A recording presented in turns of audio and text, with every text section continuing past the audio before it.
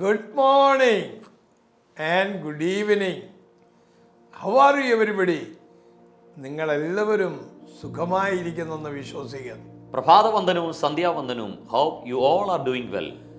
നമ്മുടെ ജീവിതത്തിൽ ഒരു വലിയ സന്തോഷത്തിലേക്ക് കയറാൻ ഒരേ ഒരു വഴിയേ ഉള്ളൂ. There is only one way to enter a great joy in our life.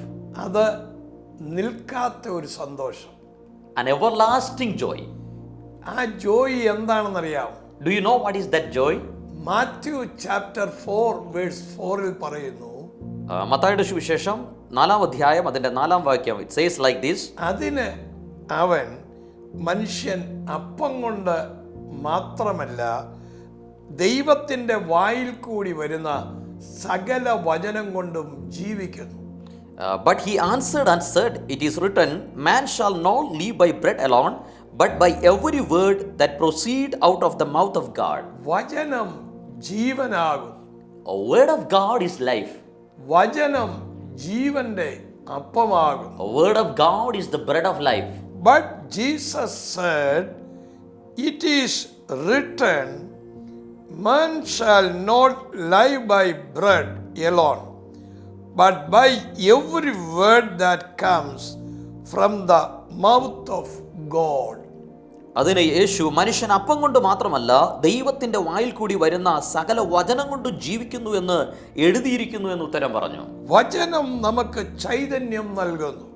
Word of God will give us light. ഒരു ദൈവ പൈതലിന്റെ ആത്മീക ആഹാരമാണ് വചനം. A word of God is the bread of a spiritual man, spiritual person. വചനം ധ്യാനിക്കുന്നവനെ കുറിച്ച് പറഞ്ഞിരിക്കുന്നു, യഹോവയുടെ വചനം രാപ്പകൽ ധ്യാനിക്കുന്നവൻ ഭാഗ്യവാൻ.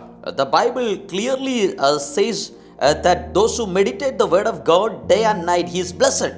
അവൻ ആറ്റരികത്ത് നട്ടിരിക്കുന്നതും തക്കകാലത്ത് ഫലം കായ്ക്കുന്നതും ഇലവാടാത്തതുമായ വൃക്ഷം പോലെ ഇരിക്കും. And he shall be like a tree planted by the rivers of water. വചനം എന്ന് പറയുന്നത് പാറയെ തകർക്കുന്ന ചുറ്റികയാണ്. And word of God is a hammer which will break the rock.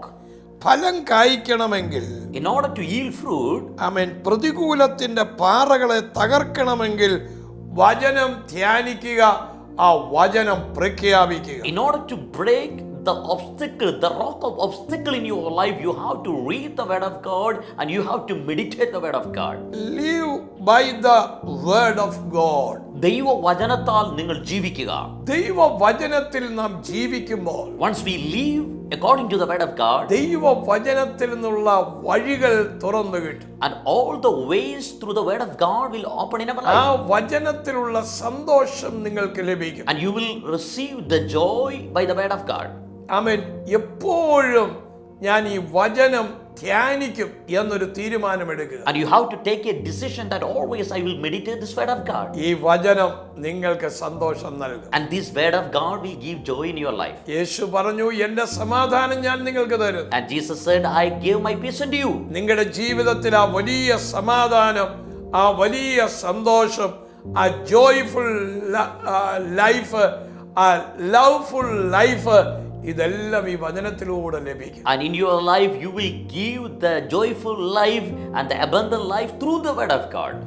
ഇന്ന് ഈ വചനം നിങ്ങൾ മറക്കരുത്. And today you do not forget this word. യഹോവയുടെ വചനം നമുക്ക് സന്തോഷം നൽകും. The word of God will give us joy. അത് നമ്മുടെ ജീവിതത്തിൽ ഭക്ഷണമായി മാറും. And let that word of God be the food in our life. നമ്മുടെ ജീവിതത്തിൽ ദൈവകൃപ കൊണ്ടുവരും. And it will bring grace of God to our life. ആമേൻ. ഈ വചനം നിങ്ങൾ ധ്യാനിക്കുക. You have to meditate this word of God. ഇത് നിങ്ങളുടെ ജീവിത ശൈലി മുഴുവൻ മാറ്റും. It will completely change the habit of your life. ഞാൻ നിങ്ങൾക്ക് പ്രാർത്ഥിക്കാം. I'm going to pray for you. കർത്താവേ, ഈ ജനത്തെ അനുഗ്രഹിക്കണമേ. Lord, bless your children. ഈ വചനം അവരുടെ ജീവിതത്തിൽ അനുഗ്രഹം കൊണ്ടുവരട്ടെ. Let this word of God bring blessing through their life. ഈ വചനം കേൾക്കുക മാത്രമല്ല, അനുസരിക്കുന്നവരായി തീരുവാനും അനുസരിക്കുന്നത് നിമിത്തമുള്ള blessing ഉണ്ടാകുവാനും ഇടയാക്കണം. Let them not only hear the word of God, but also they obey the word of God. When they obey the word of God, the blessing of God, let that come to their life. കർത്താവിന്റെ പ്രവൃത്തിക്കായി നന്ദി പറയും. We thank for your marvelous work. ഈ ജനത്തെ അനുഗ്രഹിക്കണം. Lord, bless your children. Amen. Amen. God bless you. Love you.